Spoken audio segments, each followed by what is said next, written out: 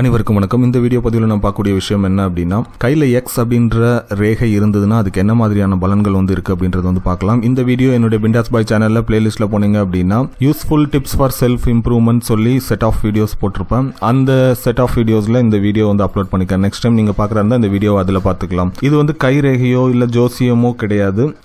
உங்களுடைய கை ரேகையில எக்ஸ் அப்படின்ற சிம்பல் இருந்தது அப்படின்னா நிறைய பெனிஃபிட்ஸ் இருக்கு. பாசிட்டிவான விஷயங்கள் நம்ம கிட்ட இருக்கும், நம்முடைய கேரக்டர்ல இருக்கும் அப்படின்றது தான் எஸ்டிஐ அப்படின்னு சொல்லி ஒரு யூனிவர்சிட்டி ரிசர்ச் பண்ணி சொன்ன ஒரு விஷயம். அந்த யூனிவர்சிட்டி மாஸ்கோல இருக்கு, ரஷ்யால. அதாவது நம்முடைய கைகள்ல இல்ல உடல்ல இருக்கக்கூடிய அந்த கோடுகள் இல்ல அந்த ரேகைகள் ஒருத்தருக்கு இருக்கிறது கண்டிப்பா இன்னொருத்தருக்கு இருக்கிறது கிடையாது. ஒருத்தருக்கும் தனித்தனியாக தான் இருக்கு. ஸோ அப்படி பார்க்கும்போது உங்களுடைய கை ரேகைகளில் எக்ஸ் அப்படின்ற மார்க் இருந்தது அப்படின்னா நீங்க ரொம்ப புத்திசாலியா இருக்கிறதுக்கான சான்சஸ் அதிகமாக உண்டு. அதே மாதிரி மற்றவங்களை டாமினேட் பண்ணி உங்களுடைய கண்ட்ரோல் கீழே அவங்கள வச்சுக்கக்கூடிய அந்த திறமை அப்படின்றது இருக்கும். நிறைய கிரியேட்டிவிட்டி இருக்கக்கூடிய ஒரு பர்சனாகவும் நீங்க இருப்பீங்க.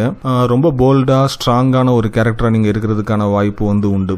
இந்த மாதிரி இருக்கிறவங்களுக்கு ரொம்ப ஆபத்தா விளைவிக்கக்கூடிய இல்லைன்னா ஒரு மோசமான நோய் அப்படின்றது வர்றது இல்லைன்னு கூட சொல்றாங்க. இந்த மாதிரி ரெண்டு கைகள்லயும் எக்ஸ் அப்படின்ற சிம்பல் இருக்கிறவங்க நிறைய அவங்களுக்கு லீடர்ஷிப் ஸ்கில்ஸ் அப்படின்றது ரொம்ப அதிகமா இருக்கும். இதை எப்படி செக் பண்றது அப்படின்றது பார்க்கலாம். ஆக்சுவலா ரெண்டு கையிலயும் எக்ஸ் அப்படின்ற சிம்பல் இருக்கிறவங்க உலகத்துல வெறும் 3% பீப்புள் தான் இருக்காங்களாம். உங்களுடைய கைகள்ல எக்ஸ் அப்படின்ற சிம்பல் இருக்கா இல்லையா அப்படின்றத எப்படி செக் பண்றது அப்படின்றது சொல்றேன். என்னுடைய கை இது, என்னுடைய லெஃப்ட் ஹேண்ட். இதுல பாத்தீங்கன்னா இந்த ரேகையை எடுத்துக்கோங்க. ஸோ இந்த ரேகையை கட் பண்ணுற மாதிரி இங்கே ஒரு லைன் வருது பாருங்க. ஸோ இந்த லைன் கட் பண்ணுது. ஸோ இந்த இடத்துல எக்ஸ் அப்படின்ற ஒரு மார்க் உருவாகுது. இது என்னுடைய லெஃப்ட் ஹேண்ட். என்னுடைய ரைட் ஹேண்ட் பார்க்கலாம். இது என்னுடைய ரைட் ஹேண்ட்.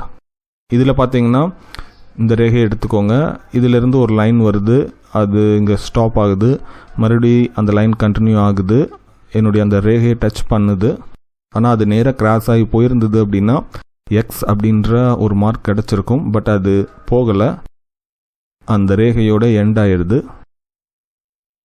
அதுக்கு அடுத்த ரேகை இந்த பக்கமாக இருக்குது. ஸோ என்னுடைய இடது கையில் மட்டும் எக்ஸ் அப்படின்ற ஒரு சிம்பல் இருக்குது, வலது கையில் இல்லை. ஸோ உங்களுடைய ஹேண்ட்லையும் நீங்கள் செக் பண்ணி பார்க்கலாம். இது நம்ம சாதாரணமாக பார்க்குற அந்த கைரேகைக்குள்ள ஒரு மெத்தட் கிடையாது. முன்னாடி காலத்தில் ஈஜிப்டில் இருந்தவங்களும் கிரீக்குன்னு சொல்லக்கூடிய கிரேக்கம் அங்கே இருந்தவங்களும் ட்ரை பண்ணக்கூடிய ஒரு மெத்தட் இது. இதில் ஒரு ஹேண்டில் மட்டும் இருந்தது அப்படின்னா ஓரளவுக்கு ஓகே. ரெண்டு ஹேண்ட்லேயும் இல்லை அப்படின்னா நம்மளால் எதுவும் பண்ண முடியாது. ரெண்டு ஹேண்ட்லேயும் இந்த எக்ஸ் அப்படின்ற சிம்பல் இருக்கிறவங்க உங்களுக்கு இந்த அளவுக்கு திறமை இருக்கு அப்படின்றத புரிஞ்சுக்கோங்க. ஸோ இந்த விஷயங்கள்ல நீங்க ஒர்க் அவுட் பண்ணீங்க அப்படின்னா ஈஸியா உங்களுக்கு சக்சஸ் அப்படின்றது கிடைக்கும். ஸோ செக் பண்ணி பார்த்துக்கோங்க. நன்றி.